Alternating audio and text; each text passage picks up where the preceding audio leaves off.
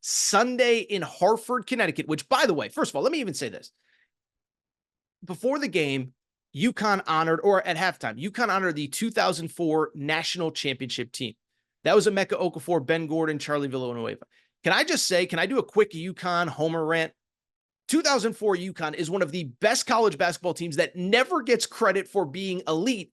They had a lot of injuries in the regular season, but that team ended up with 6 first-round picks. Emeka Okafor, Ben Gordon, Charlie Villanueva, Josh Boone, Marcus Williams, and Hilton Armstrong. Not all in the same year, but over the next 3 drafts, 6 first-round picks, 7 NBA players overall, plus Rashad Anderson, who averaged 17 points during that tournament run. They were so good, and they never get credit for being historically great. Anyway, back to Sunday afternoon, in Hartford, where UConn played Xavier. Like I said, Sean Miller's a good team. Poor Sean Miller I don't think he's ever been part of a game like that, as UConn gets the win over Xavier 99-56 in this game. How about this for a stat? It was the second biggest win for UConn in the history of their program in Big East play. Now, obviously, they were in the AAC a few years ago. There's out-of-conference games. But in Big East games, this was the second biggest win in school history. They're now 18-2 right now this season. And so I bring it up because we don't have to break down this game. But I got an interesting question on Twitter during the game that I think is at least worth addressing to end this show right now. It came from Tom, who I believe is a Kentucky fan living in Texas. His Twitter bio didn't really indicate who he's a fan of. It doesn't feel as though he's a UConn fan, though. But he tweeted at me something very simple, and I thought this was an interesting question. I figured, what the heck, let's end the show with this. He said to me, he tweeted, he said, this is what his exact tweet was. He said, can we all agree Dan Hurley is the best coach in college basketball at the moment, right? And I thought it was really interesting. And I thought about it, and I was like, do I respond? Do I not respond? And I tweeted, but then I will also share my opinion here. My opinion is this. Whenever you talk about best, that becomes subjective, right? Remember, think about college football. Florida State, Alabama, who's best? Well, is it resume? Is it body of work? And when you say who's the best coach in college basketball, you could look at it a number of different ways. Is it the entire career? Is it right now? Are you taking them to win one game? Are you taking them for one season? Are you taking them to build a program from scratch? So best is very subjective. But Tom's question was interesting, and I think it brings up an interesting point. And here is my answer to the question. There are a lot of great coaches in college basketball. Bill Self, Rick Pitino, John Calipari, Tom Izzo, Mark Few, whoever you deem to be the best. Nate Oates, I think, is really good. Bruce Pearl is really good, who we may have on the show later this week. What I will say is that I truly believe, in my heart of hearts, if I was starting a college basketball program from scratch, forget about what you did 10 years ago. Forget about if you're in the Hall of Fame or you did something in 1997 that still resonates. Right now, today, if I had to build a program from scratch, Dan Hurley, in my opinion, is the guy that I would pick. And so I don't know what best means, but what I know right now, if I had to build a program from scratch, it would be Dan Hurley. First of all, to his credit, I mean, he now has the hardwood, right?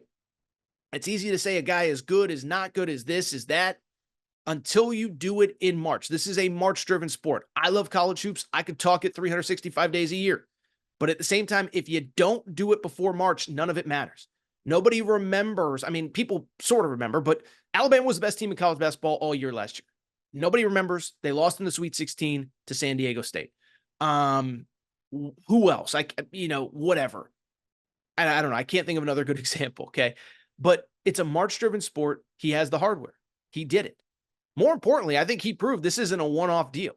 There are other coaches that have had one great run, one great moment, one great this, one great that. UConn had one a few years ago, Kevin Ollie. Kevin Ollie won the title in 2014. He was fired by 2018 after back-to-back losing seasons. We've seen other guys get hot, go to the Final Four. But can you replicate it? Can you sustain it? Well, it's a small sample size, but Dan Hurley has done it. UConn is 18-2, and while I don't think they're better necessarily than last year, they lost 3 players who are currently playing in the NBA. I do think you can argue they're certainly playing better as a team, and the thing that I see is they're playing with the confidence of like, wait a second now. We know who we are. We know the system. We believe in what we're capable of. At this point last year, UConn was 15. Remember, UConn won the national championship. They destroyed everybody. But through 20 games, they were 15-5 at this point last year. So it shows you how improved this team is from a year ago. Are they better? Is the ceiling higher? I was at the UConn Kansas game. Even Dan Hurley said, I don't think the ceiling is higher this year than last year. But I don't know if this team is better, but can we achieve the same things? We can't. But why Dan Hurley to me is number one, he sustained it. And I think he is doing something that is totally unique that nobody else is doing in the transfer portal era.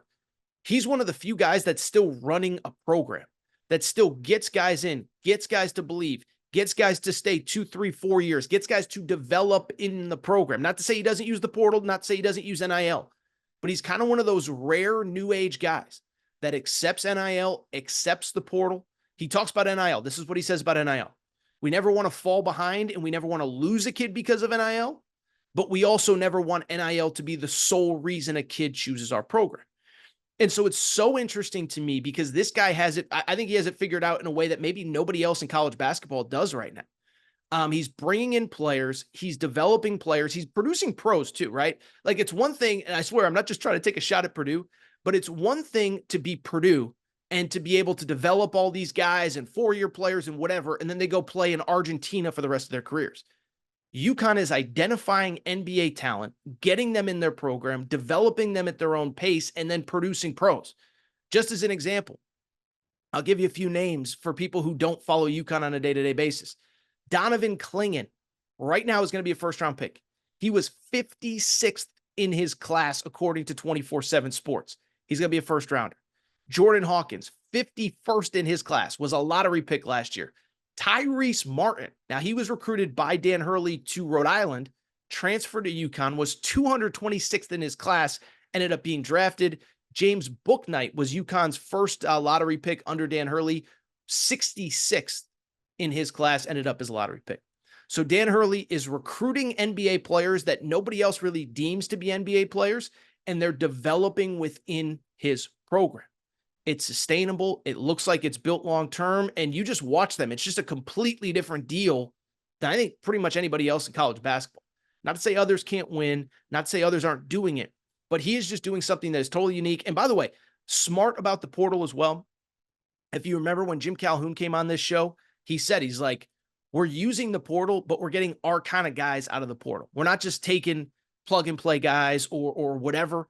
I heard Dan Hurley talk about this a little bit as well. He's like, we recruit guys to roles. We don't over-recruit guys. We don't promise things that we're not going to deliver on. We don't recruit you and then bring in 3 other guys at your same position.